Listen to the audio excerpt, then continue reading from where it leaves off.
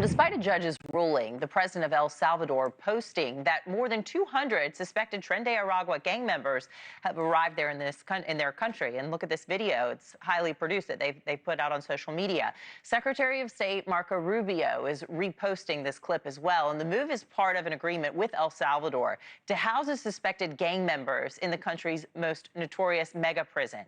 In a NewsNation exclusive interview, Homeland Security Secretary Kristi Noem tells our Ali Bradley that they are specifically targeting this Venezuelan gang, Tren de Aragua. That is an extremely dangerous gang from Venezuela that we have thousands of them in the United States of America that the Biden administration has allowed to proliferate. So we're targeting them, wanting to return them back to their home country. We'll use every means we can to make sure we're getting them out as soon as possible. Joining me now to talk more is Democratic Congressman from Missouri, Wesley Bell. Great to see you, Congressman Bell. Thank you. So this is what President Trump has said he was going to do, was target the worst of the worst first. Arguably, Tren de Aragua, suspected gang members who have done heinous crimes in the United States, should be in the first batch to go. Tell me about your argument why they shouldn't be.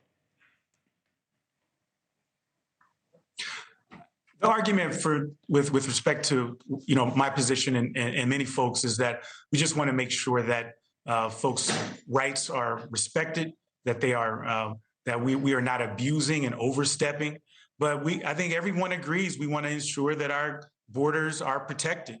And so I think that it's important that we sit down as Republicans and Democrats and finally fix the border, period. Yeah. I think overwhelmingly Republicans and Democrats agree that we want to make certain that folks who are here legally and going about it the right ways. And we want to make sure that drug cartels are not being able to get across and wreak the havoc that they have for so many years. Yeah, we do need to fix the border. And Congressman Bell, the judge who blocked the Alien Enemies Act ordered any planes already in the air, even carrying some of those migrants, to turn back to the United States as part of the ruling. So what do you make of this decision? We've had some conservative guests on the show, including Congressman Tim Moore from North Carolina, who says that there are left-leaning judges behind the bench, making rulings like this. What do you think? I think that we're too focused on labels.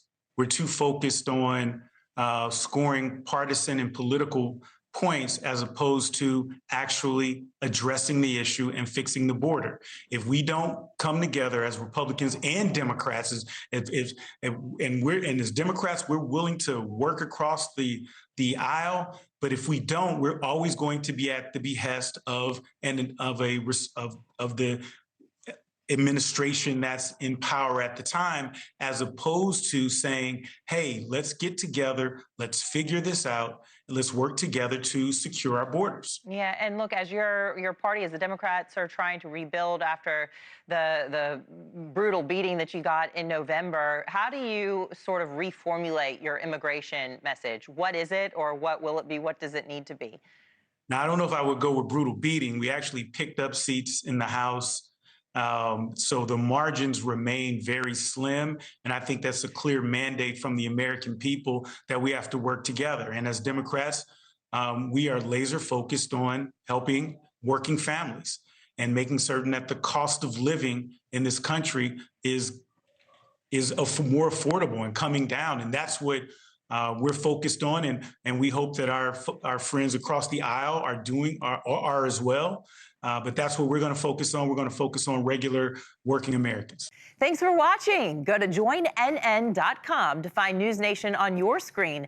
And don't forget to click the red subscribe button below to get more of NewsNation's fact-driven, unbiased coverage.